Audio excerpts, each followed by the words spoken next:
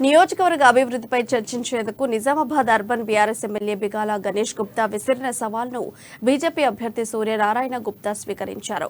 చర్చించేందుకు తాను సిద్ధమని, ఎక్కడికైనా వస్తానని ప్రకటించారు. ఇవాళ చర్చిద్దామని రెడీగా ఉండాలని సూర్యనారాయణ సైతం సవాల్ చేశారు. ప్రస్తుతం ఎన్నికల కోడ్ అమలులో ఉండటంతో చర్చలకు పోలీసులు అనుమతి నిరాకరించారు. ఈ క్రమంలోనే తెల్లవారుజామునే సూర్యనారాయణ ముందు భారీగా మోహరించారు. చర్చకు వెళ్తే అరెస్ట్ చేస్తామని సూర్యనారాయణకు నోటీసులు అందించారు. పోలీసులు మోహరించిన విషయం తెలుసుకున్న బీజేపీ కార్యకర్తలు సైతం భారీగా ఆయన ఇంటికి చేరుకున్నారు. దీంతో ఏ క్షణం ఏం జరుగుతుందో అనే ఉత్కంఠ నెలకొంది.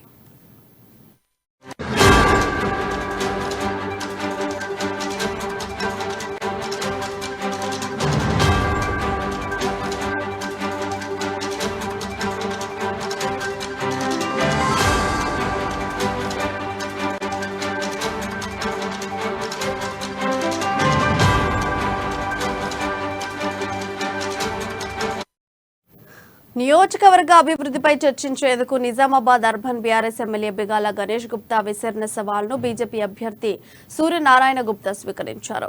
చర్చించేందుకు తాను సిద్ధమని, ఎక్కడికైనా వస్తానని ఆయన ప్రకటించారు. ఇవాళ చర్చిద్దామని రెడీగా ఉండాలని సూర్యనారాయణ సైతం సవాల్ చేశారు.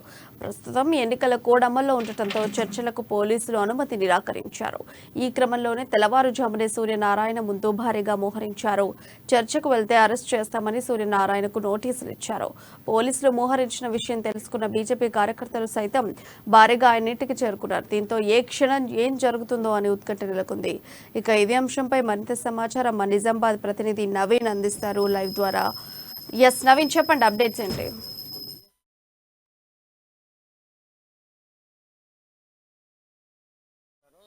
స్వీకరిస్తూ బీజేపీ అభ్యర్థి అనబడే ధర్మల్ సూర్యనారాయణ గుప్తా కూడా బహిరంగ చర్చకు కూడా సవాల్ చేశారు. అయితే దీనికి సవాల్ చేశారని కూడా మొత్తం నిజామాబాద్ జనపా సూర్యనారాయణ గుప్తా ఇంటికి పోలీసులు హైదరాబాద్ లో కొనసాగుతుంది. మనం చూడాలి పోలీసులు పూర్తిగా ఈ రోజు కంఠేశ్వర ఆలయం వద్ద కూడా నిజామాబాద్ నగర అభివృద్ధికి ఏం చేసావో చెప్పాలంటే కూడా ఈ నెల 13 అంటే ఈ రోజు కంఠేశ్వర ఆలయం వద్ద కూడా బహిరంగ చర్చకు రావాలంటే కూడా సవాల్ చేశారు. అయితే దీంతో ఈ రోజు బహిరంగ చర్చకు వెళ్తున్న క్రమంలో కూడా పోలీసులు వీరిని ఇక్కడ పోలీసులు భారీగా మోహరించారు. ఇక్కడ ఎన్నికల కోడ్ ఉన్నందువల్ల కూడా పూర్తిగా దీనికి నిషిద్ధమని చెప్పి కూడా ఇక్కడ నోటీసులు అంటించిన పరిస్థితి మాత్రం కనిపిస్తుంది. దీంతో ఇక్కడ ఉన్నటువంటి పోలీసులు పూర్తిగా మోహరించడంతో కూడా పూర్తిగా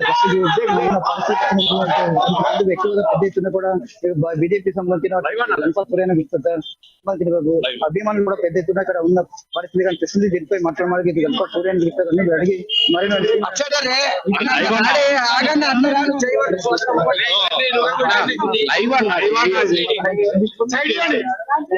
చూడచ్చు ఎక్కడ చూసినా కూడా పూర్తిగా ఇటు దగ్గర ఇలాంటి అభివృద్ధి జరగలేదని చెప్పడంతో పూర్తిగా అభిమానులు అడిగి చెప్పండి ఇక్కడ పోలీసు బాధితులు కారణం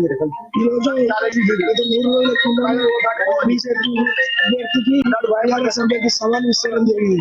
ఆ సవాల్ ఏంటంటే ఏదైతే 2 ఎకరాలు కబ్జా చేసిండు ధన్పాల్ సూర్యనారాయణ, అసలు 2 ఎకరాలు కాదుగా 2 గజాలు చేయలేని అన్నగారు స్టేట్మెంట్ ఇవ్వడం జరిగింది. సవాల్ స్వీకరించుకున్నాడు.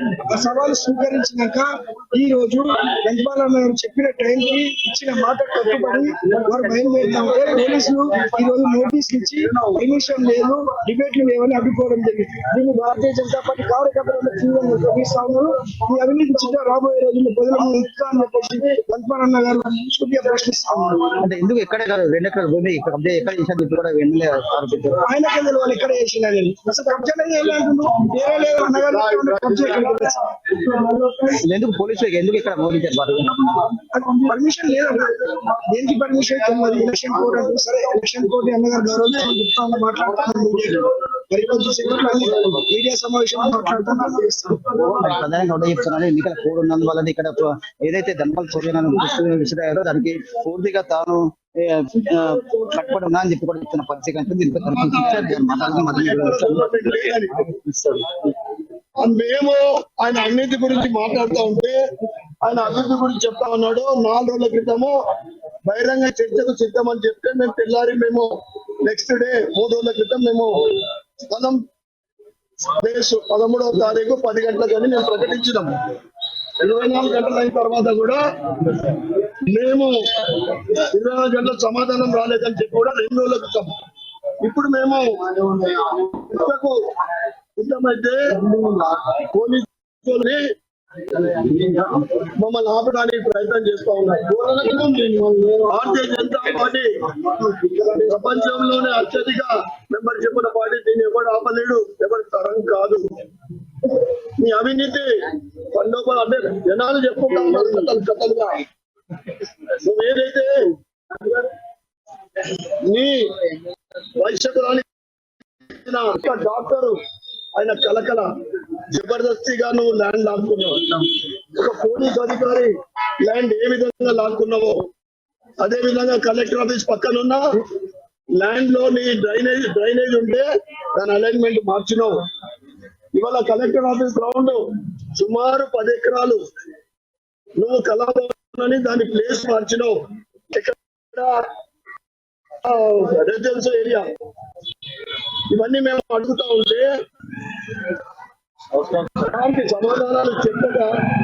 సమాధానం చెప్పక చాటగాక నువ్వు ఈ విధమైన మమ్మల్ని ఆపడం అనేది నీ తరం కాదు.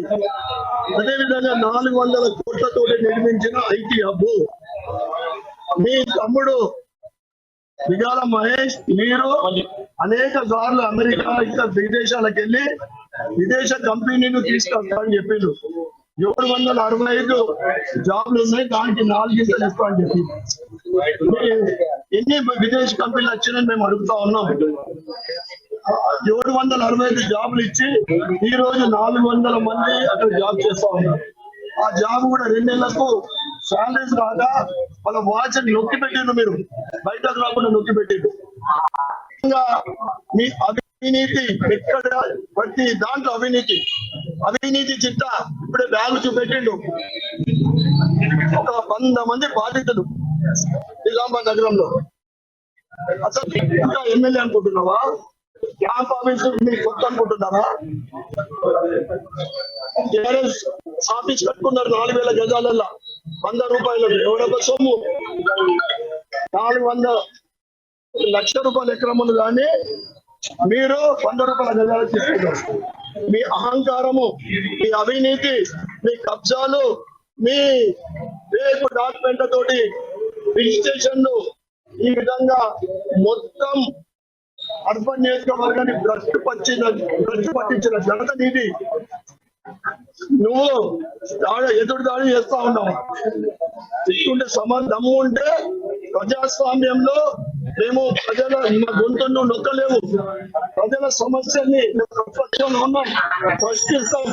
దమ్ముతో జవాబు ఇవ్వాలి. దమ్ముంటే పోలీసు వాళ్ళని అడ్డు పెట్టుకొని నువ్వు ఆపితే భారతీయ జనతా పార్టీ నాయకులము కార్యకర్తలము ఇక్కడ ఉన్న కార్పొరేట్ సోదరులు ఎవ్వరు కూడా వెనుకడికి వేసేది లేదు.